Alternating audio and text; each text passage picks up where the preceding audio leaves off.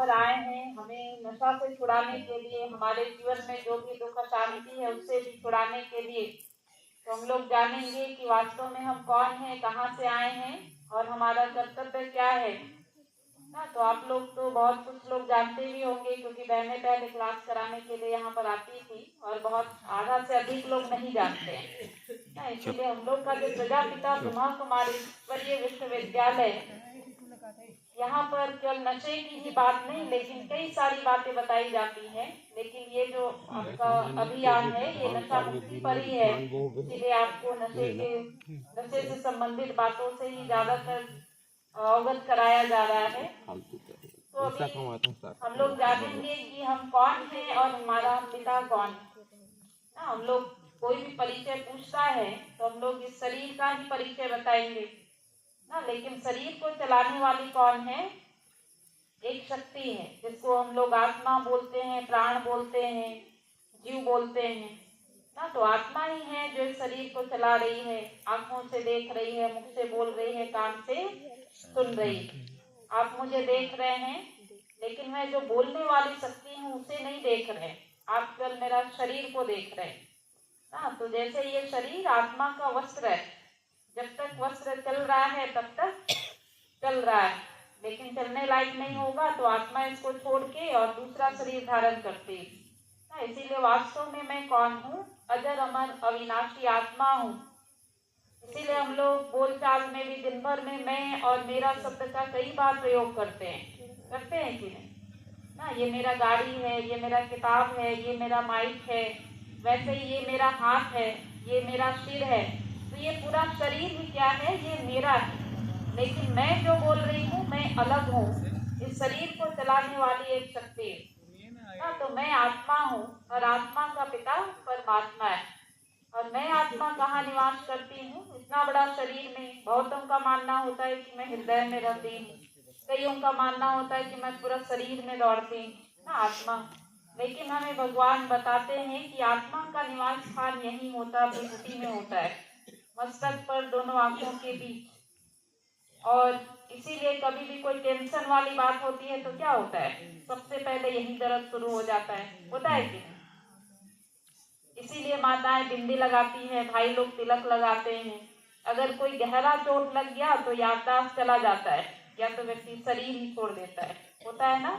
क्योंकि आत्मा का रहने का स्थान ही अगर छत विकट हो जाएगा तो आत्मा रहेगी कैसे ना। इसीलिए मैं आत्मा भ्रिकुटी में निवास करने वाली हूँ और मुझ आत्मा का पिता परमात्मा कैसा है ना। हम लोग उदाहरण के लिए देखेंगे, जैसे गाय का बच्चा गाय जैसे होता, चिड़िया का बच्चा कैसे होता है?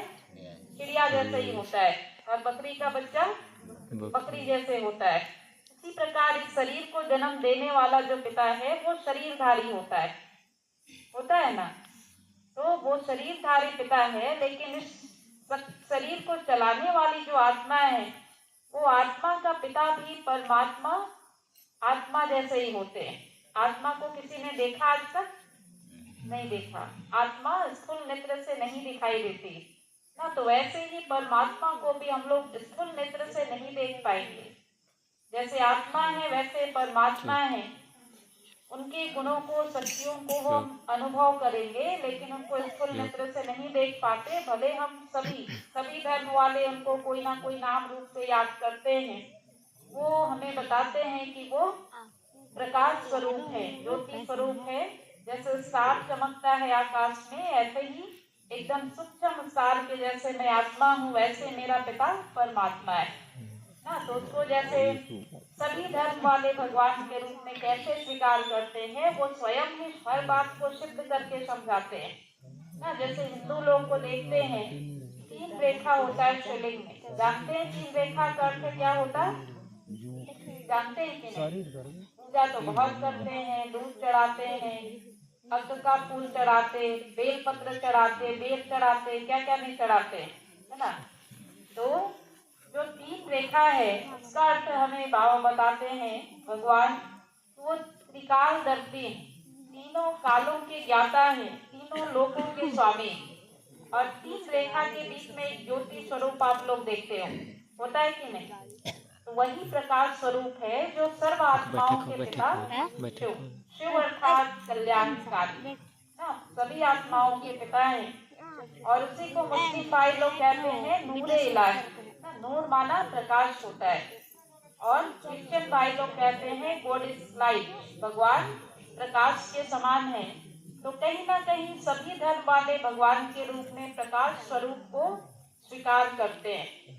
तो ये पहचान हमें स्वयं में आकर के धरा पर आते हैं, एक साधारण मनुष्य तन का आधार लेकर के ये सारा ज्ञान हमें बताते हैं।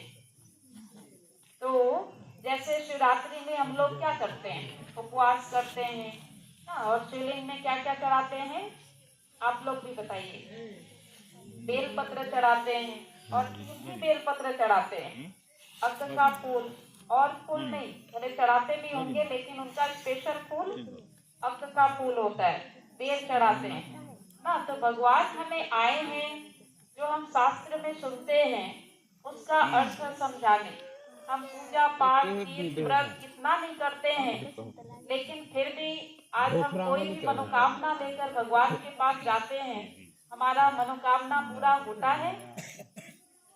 जो चाहते हैं वो मिलता है कि नहीं? मंदिर में जाते मिलता है? बताइए, मिलता है या नहीं मिलता है? अभी तीर्थों में जाते हैं, कितने सारे लोग उधर ही दुर्घटनाग्रस्त हो जाते, कोई वापस आते, कोई नहीं भी आते हैं ना। तो भगवान कह कुछ और रहे हैं और हम कर कुछ और रहे हैं ना। तो जैसे शिवलिंग पर हम लोग चढ़ाते हैं अक्क का फूल, माना गंजा भांग ये भी चढ़ाते हैं, ये भोलेनाथ का प्रसाद है ऐसे समझ करके ना। लेकिन जिस चीज को मनुष्य भी ग्रहण करने के लिए गलत समझता है उसको भगवान स्वीकार करते होंगे। उनका कहना है कि बच्चे अपने अंदर जो बुराई है, काम क्रोध लोभ मोह अहंकार ईर्ष्या द्वेष, उसको मुझे चढ़ाओ और मुझसे अच्छाई गुण लेकर अपने जीवन में धारण करो। अक्क माना क्या है? अपने अंदर का जो अक्कड़पन है, ये जो बेल पत्र होता है उसको चबा के देखिए कितना कड़वा होता है ना। तो अपने अंदर की जो कड़वापन है उसको मुझे चढ़ाओ। बैर माना जो बैर भावना है उसको मुझे चढ़ाओ। गंजा भांग अपने अंदर की जो नशीले पदार्थ है उसको मुझे चढ़ाओ, मैं उसको भस्म करूंगा, है ना। तो हम लोग उल्टा काम करते हैं कि नहीं? तो हम लोग को जान करके रहस्य को समझ करके और कोई काम करेंगे तो शायद हमें हर प्राप्ति होगी, है ना। भगवान को पहचान कर विधि पूर्वक उसको याद करेंगे तो उनसे प्राप्ति होगी, उनसे कनेक्शन हमारा जुड़ेगा। अभी हम पूजा पाठ करते भी हैं तो इधर अगरबत्ती दिखा रहे हैं और बुद्धि, कोई मम्मी पापा बोल रहा है तो बुद्धि कहाँ जा रहा है? अगरबत्ती तो इधर दिख रहा है लेकिन बुद्धि कहाँ जा रहा है? उधर जा रहा है। तो हमारा कनेक्शन जुड़ा नहीं जुड़ा।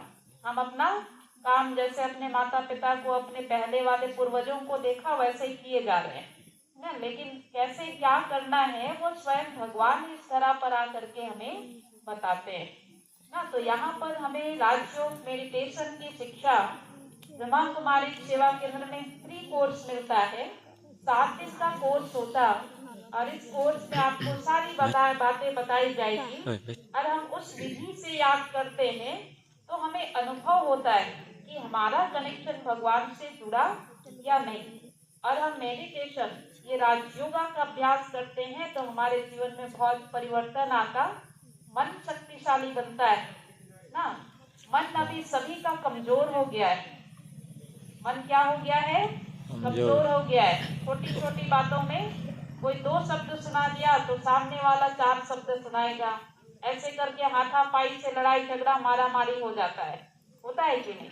माना सहन शक्ति की कमी है, हर शक्ति की कमी है।